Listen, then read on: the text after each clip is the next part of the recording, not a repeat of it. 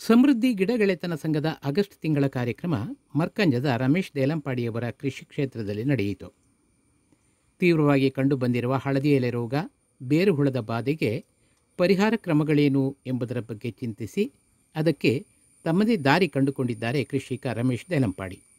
ಸಮೃದ್ಧಿಯ ಸದಸ್ಯರು ದೇಲಂಪಾಡಿಯವರ ಕೃಷಿ ಕ್ಷೇತ್ರಕ್ಕೆ ಭೇಟಿ ನೀಡಿ ಪ್ರತ್ಯಕ್ಷ ವಿಚಾರ ವಿನಿಮಯ ನಡೆಸಿದರು. 87ರಲ್ಲಿ ಇಲ್ಲಿ ತೋಟ ನನ್ನ ತಂದೆಯವರು ಮಾಡಿ ಕೊಟ್ಟ ತೋಟ ಇದು.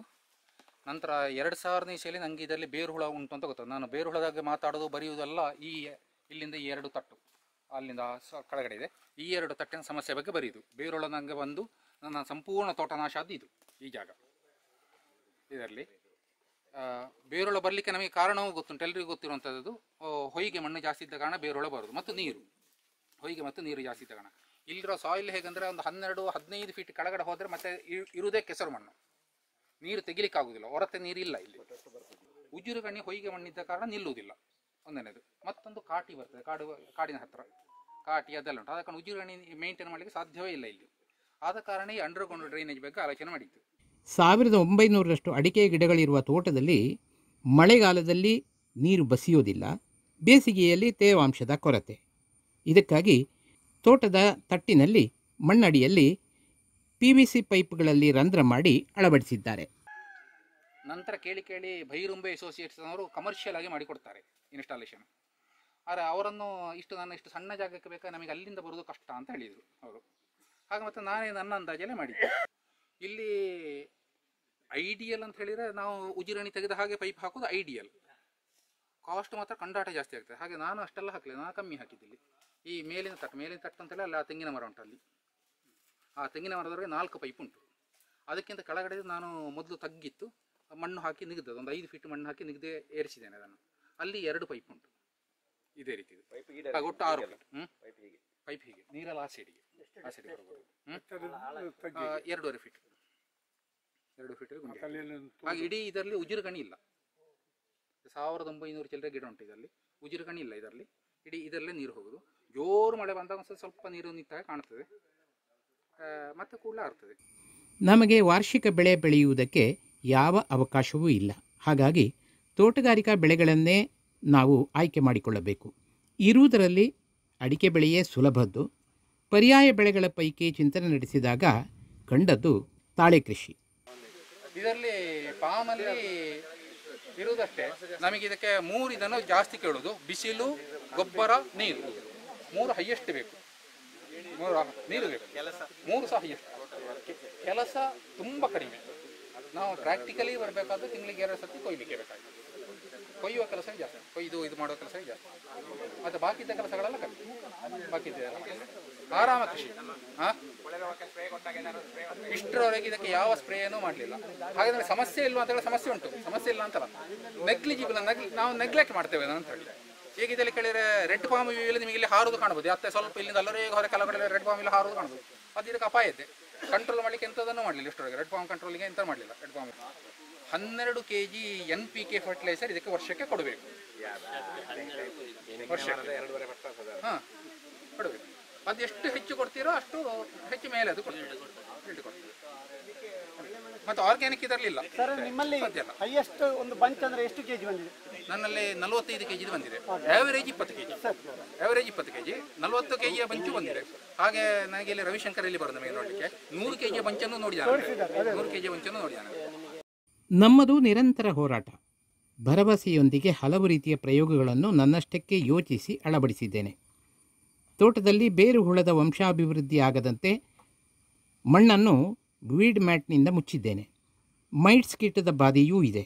ಸಕಾಲದಲ್ಲಿ ಕೀಟನಾಶಕದ ಸ್ಪ್ರೇ ಮಾಡಿ ಅದನ್ನು ಹತೋಟಿಯಲ್ಲಿ ಇಟ್ಟಿದ್ದೇನೆ ಎಂದರು ರಮೇಶರು. ಹಳದಿ ರೋಗ ಇಲ್ಲಿ ನನಗೆ ಜೋರಾಗಿ ಕಂಡೊಂದು 4-5 ವರ್ಷ ಆಯಿತು. ಅದರ ಮೊದಲು ಇಷ್ಟೊಂದು ಹಳದಿ ಕಾಣುತ್ತಿರಲಿಲ್ಲ. ಈಗ ಜಾಸ್ತಿ ಆಗ್ತಾ ಉಂಟು. ನಾನು ಇದಕ್ಕೆ ಹಳದಿಗೆ ಕಂಟ್ರೋಲಿಗೆ ಅಂತ ಇಂಥದ್ದನ್ನು ಮಾಡಲಿಲ್ಲ. ಆದರೆ ಒಂದು 5 ವರ್ಷ ಹಿಂದಿನಲ್ಲೇ ನನಗೊಂದು ಡೌಟ್ ಉಂಟು. ಹಳದಿ ರೋಗ ಸ್ಪ್ರೆಡ್ ಆಗೋದು ಪ್ರೊಟಿಸ್ಟಾ ಮೊಯಿಸ್ಟಾ ಅಂತ ಹೇಳಿದ್ರೆ ಪ್ರೊಟಿಸ್ಟಾ ಮೊಯಿಸ್ಟಾ ಕಂಟ್ರೋಲ್ ಮಾಡಿ ಹಳದಿ ರೋಗ ಸ್ಪ್ರೆಡ್ ಆಗೋದನ್ನು ಕಂಟ್ರೋಲ್ ಮಾಡ್ಬೋದು ಅಂತ ಡೌಟ್ ಉಂಟು. ಅದಕ್ಕಾಗಿ ಇಮಿಡಾಕ್ಲೋಪ್ರಿಡ್ ಒಂದು ಸ್ಪ್ರೇ ಮಾಡೋದು ಮೇ ತಿಂಗಳಲ್ಲಿ ಮಾಡ್ತಾ ಇದ್ದೆ. ಒಂದು 4-5 ವರ್ಷ ಮೇ ತಿಂಗಳಲ್ಲಿ ಮಾಡಿದ್ದೇನೆ. ಅದರ ನಂತರ ಅದರ ಟೈಮ್ ಸ್ವಲ್ಪ ಚೇಂಜ್ ಅಂತ, ಅಲ್ಲಿ ಆ ಗಿಡ ನೆಟ್ಟ ಮತ್ತು ಪ್ರೊಟಿಸ್ಟಾ ಮೊಯಿಸ್ಟಾ ಟೈಮ್ ಸ್ವಲ್ಪ ಚೇಂಜ್ ಅಂತ ಆಯಿತು. ಮೇ ತಿಂಗಳಲ್ಲ, ಜೂನ್ ತಿಂಗಳು ಅಂತ ಆಯಿತು. ಅದರ ಮತ್ತೆ ಈಗ ಜೂನ್ 15 ಮೊದಲೊಂದು ಸ್ಪ್ರೇ ಕೊಡ್ತೀನಿ. ಈ 3 ವರ್ಷ ಆಯಿತು. ಸ್ಪ್ರೆಡ್ ಆಗೋದು ಕಮ್ಮಿ ಆಗ್ತದೋ ಗೊತ್ತಿಲ್ಲ, ಮಾಡ್ತಾ ಹೋಗೋದು ಅಷ್ಟೇ. ಎಲೆಗೆ ಕೊಡುದಾ? ಹಾಂ, ಎಲೆಗೆ. ಕ್ಷೇತ್ರ ವೀಕ್ಷಣೆಯ ನಂತರ ರಮೇಶ್ ದೇಲಂಪಾಡಿಯವರೊಂದಿಗೆ ಸಮಾಲೋಚನೆ ನಡೆಯಿತು. ಹಿರಿಯ ಕೃಷಿಕ ಮಾಪಲ್ತೋಟ ಸುಬ್ರಾಯ ಭಟ್ ಅವರು ಉಪಸ್ಥಿತರಿದ್ದರು.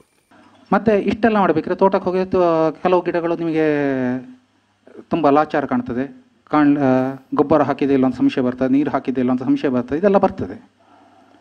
ಸಾಯಿಲ್ ಟೆಸ್ಟ್ ಮಾಡಿಸಿದ್ದೇನೆ, ಸುಮಾರು ಕಂಪನಿಯವರ ಮುಖಾಂತರ ಮಾಡಿಸಿದ್ದೇನೆ ಸಾಯಿಲ್ ಟೆಸ್ಟ್. ಕೊನೆಗೆ ಸಾಯಿಲ್ ಟೆಸ್ಟ್ ಮಾಡಿದ್ದು PN ಭಟ್ರು.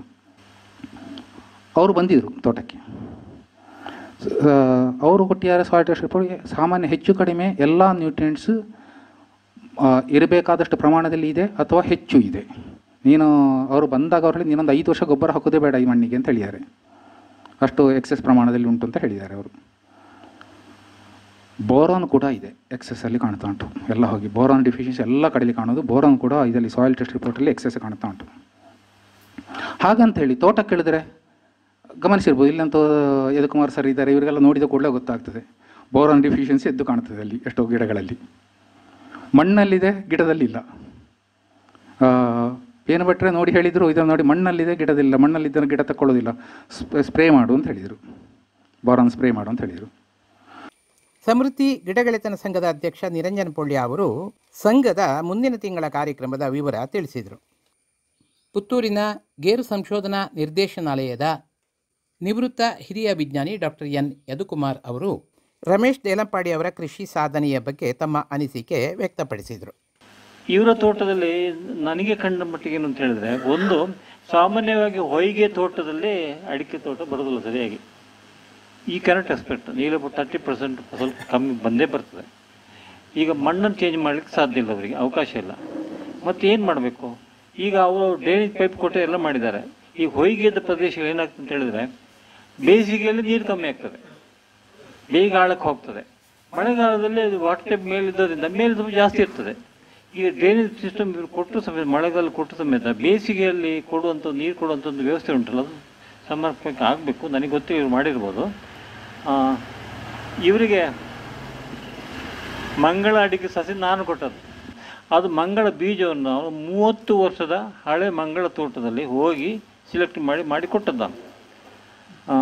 ಇಲ್ಲಿ ನಾನು ನೋಡಿದಾಗ ಸ್ವಲ್ಪ ವ್ಯತ್ಯಾಸ ಕಾಣ್ತಾ ಉಂಟು. ಜೆನೆಟಿಕ್ ವೇರಿಯೇಷನ್ ಹೇಳಲಿಕ್ಕೆ ಸಾಧ್ಯ ಇಲ್ಲ. ಸಾಮಾನ್ಯವಾಗಿ ಮಂಗಳ ತೋಟದಲ್ಲಿ ಏನಾಗ್ತದೆ ಅಂತ ಹೇಳಿದರೆ, ಒಂದು 5 to 10% ತುಂಬ ವೀಕ್ ಪ್ಲ್ಯಾಂಟ್ ಬರ್ತದೆ. ಅದು ಜೆನೆಟಿಕಲಿ ವೀಕ್ ಪ್ಲ್ಯಾಂಟು, ಪೋಷಕಾಂಶ ಜಾಸ್ತಿ ಕೊಟ್ಟು ಬೆಳೆಸುವಂಥದ್ದಲ್ಲದು. ಅಂದರೆ ಅಷ್ಟು ವೀಕ್ ಆಗಿದೆ, 10 ಗಂಟು. ಅದು ಯಾಕಂತ ಹೇಳಿದರೆ, ಮಂಗಳದ ಪೇರೆಂಟ್ ಯಾವುದು ನೋಡಿದರೆ ಚೈನ್ ಅಂತ ತಗೊಂಡು ಬಂದು 8 ನಂಟು, ಅದರದ್ದೊಂದು ಗುಣಲಕ್ಷಣ ಅದರಲ್ಲಿ ಸಿಕ್ಕಿದೆ. ಸಾಮಾನ್ಯವಾಗಿ ಮಂಗಳ ತೋಟದಲ್ಲಿ ಅಂಥದ್ದಿದ್ದರೆ ನಾವು ಅದನ್ನು ಬೇರು ಸಮೇತ ಕಿತ್ತು ತೆಗೆದು ಹೊಸದಾಗಿ ಬೇರು ಹಾಕಬೇಕು ಅಂತ ಲೆಕ್ಕ.